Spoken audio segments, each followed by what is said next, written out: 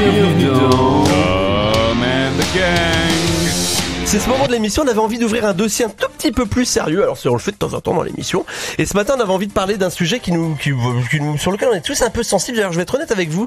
Quand on a évoqué le sujet en préparant l'émission, je me suis rendu compte qu'on est tous, de près ou de loin, concernés par le harcèlement scolaire. J'ai eu l'impression que d'un seul coup, tout le monde avait des choses à raconter. Donc c'est dire que c'est un vrai sujet. Puis je crois que c'est un sujet qu'il est temps d'aborder aussi un petit peu. On le fait de plus en plus, et tant mieux d'ailleurs. Et je voudrais pour ce faire remercier monsieur le recteur de l'Académie Nancy-Metz, Jean-Marc Huard. Merci d'être venu ce matin pour en parler avec nous. Avec plaisir. On est très heureux de vous accueillir. Je crois que c'est un sujet qui vous tient à cœur, autant finalement qu'à nous tous. Et c'est pour ça que c'était très bien que vous veniez. Et je voudrais qu'on fasse aussi une bise à Zanjir, qui est un producteur de musique, de clips, etc., qui est avec nous. Bonjour Zanjir. Oui, bonjour. Comment vas-tu ? Bonjour. Ben ça va. Alors toi, si on en a décidé d'en parler ce matin, c'est parce que la semaine dernière, en tout cas, je t'ai vu sur les réseaux sociaux, notamment sur un reportage de France 3 qui parlait d'un clip que tu as sorti il y a quelques jours, qui justement traite du sujet du harcèlement scolaire. Oui,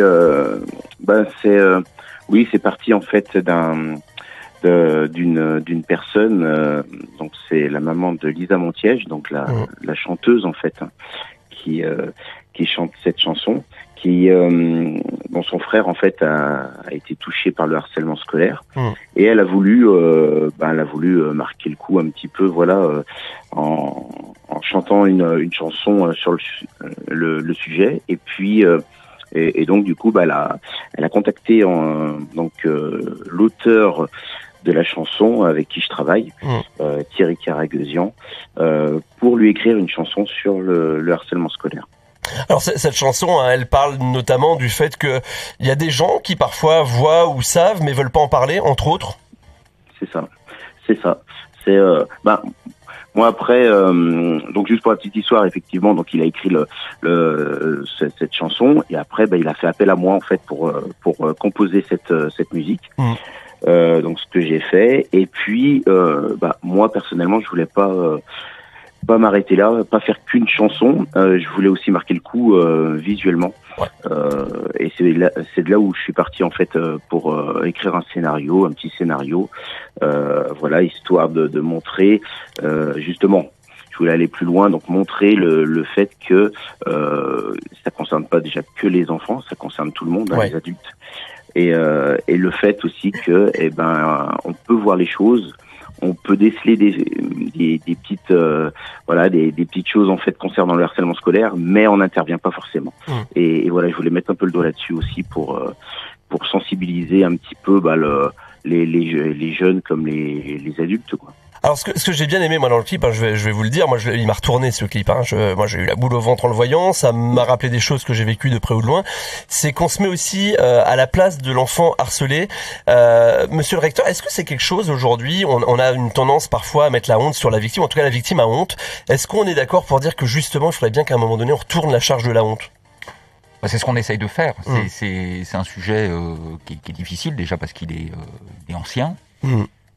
C'est souvent des drames qui sont vécus par les victimes, et donc il y a une mobilisation extrêmement importante, et c'est vrai que des clips comme celui de la personne qui est en ligne, c'est extrêmement important parce que il faut que les victimes, et c'est pas facile, puissent exprimer. Vous savez, ce qui est difficile dans le harcèlement scolaire, c'est que contrairement à un acte de violence, c'est que le harcèlement c'est répétitif. C'est de la violence physique ou psychologique, mais répétitive. Et donc, quand on est dans l'institution scolaire et qu'il y a du harcèlement, ça veut dire qu'à un moment, les adultes n'ont pas vu.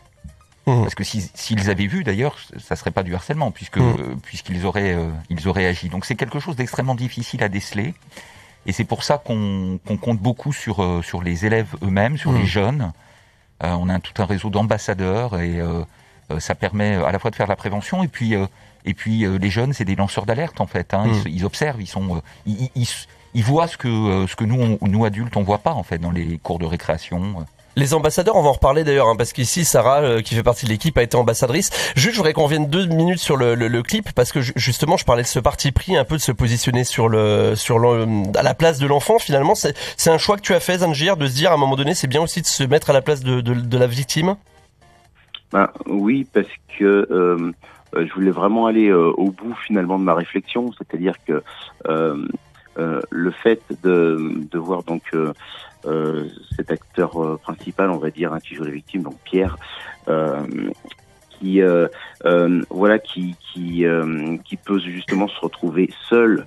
Et c'est cette solitude aussi que je voulais marquer, c'est-à-dire que même les parents, comme on dit, ne peuvent pas forcément voir les choses parce qu'un enfant, il peut rentrer chez lui, style de rien, s'enfermer dans sa chambre en pensant que voilà, il fait ce qu'il a à faire, qu'il est tranquille, et au final, non, il a des soucis, on n'en parle pas forcément à la maison, et puis voilà, et montrer l'acte en fait en lui-même, c'est-à-dire qu'il il peut prendre une décision malheureuse pour en finir, pour tout simplement parce que voilà quoi, c'est le trop plein, le harcèlement au quotidien, les rigolades, les moqueries, ça peut être sur beaucoup de choses, et alors des petites choses au quotidien pardon, et mais par contre voilà quoi, l'enfant harcelé, lui dans sa tête ça commence à réagir d'une façon qu'on n'aurait pas soupçonné ou imaginé. On est d'accord, effectivement, on va en reparler dans un instant. Ce que je propose, c'est qu'on écoute ce titre de Lisa, son nom, pardon, j'ai pas retenu son nom. Oui, Lisa Montiège. Lisa Montiège, effectivement, c'est pas comme si. Je vous invite à aller voir le clip, on vous l'a mis sur les réseaux sociaux, et on en reparle dans un instant, puis on va voir ensemble justement tout ce qui est mis en place, parce que je crois que le plus important dans tout ça, c'est de parler. Et je crois que c'est ce qu'on va se dire dans quelques secondes. Le temps d'écouter, effectivement, c'est pas comme si. Lisa Montiège, c'est maintenant sur RCN, 7h48, bienvenue à vous. T'as pas compris en fait, t'es mon larbin. Lâche-moi, j'en peux plus de vous. Écoute-moi bien, petite merde. Tant que tu seras dans ce bahut, tu feras ce qu'on te dira. Ok, binoclard.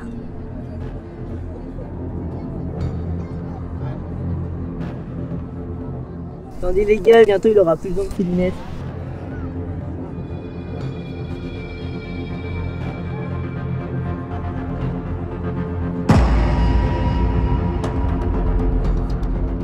Oups, tombé. Non, attends. Putain. Mais maman, on fait rien, on n'intervient pas là. Ne t'en mêle pas. Allez, venez les enfants, venez. C'est bon, c'est dans la boîte, ça va cartonner sur les réseaux.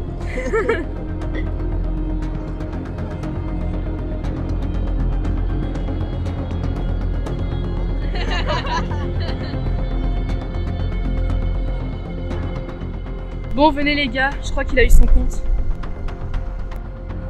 Ouais, j'espère bien. À demain, débile. Meg, on bouge putain.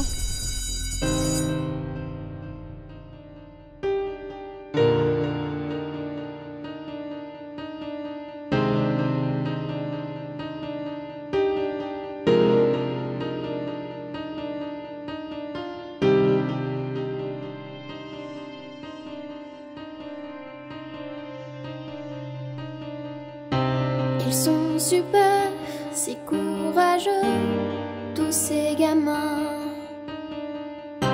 qui marchent à 10, à 12, à 15 ou même à 20, qui te bousculent à coups d'épaule dans les couloirs, ou qui t'enferment, ils trouvent ça drôle dans des placards. C'est pas comme si on pouvait en rire, c'est pas comme si c'était juste un délire, c'est pas comme si personne ne voyait rien, tout le monde le voit mais personne ne fait rien. C'est pas comme s'il s'agissait d'un crime, c'est pas comme si c'était nous la victime. Nous tous ce qu'on veut c'est pouvoir dormir tranquille, courage fuyons c'est tellement plus facile.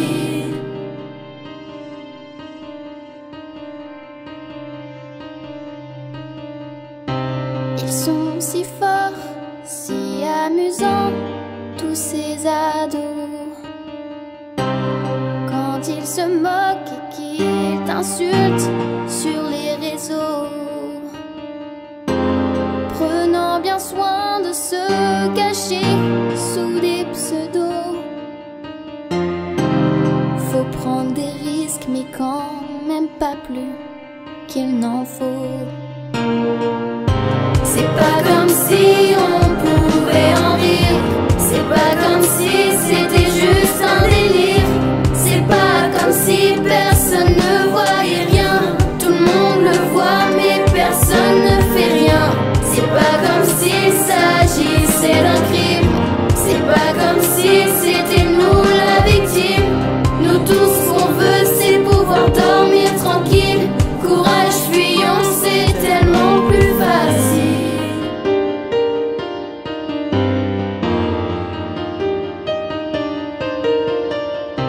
Ça aurait pu durer pendant des mois encore,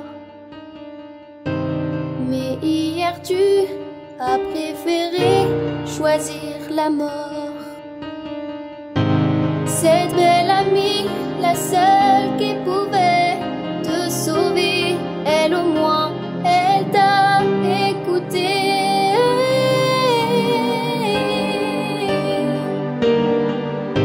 C'était tes cris, c'était ton cri, et c'est mon cri, car moi non plus, je n'ai rien fait, je n'ai rien dit, tétanisé par la peur de prendre ta place, trop occupée à me forger ma carapace.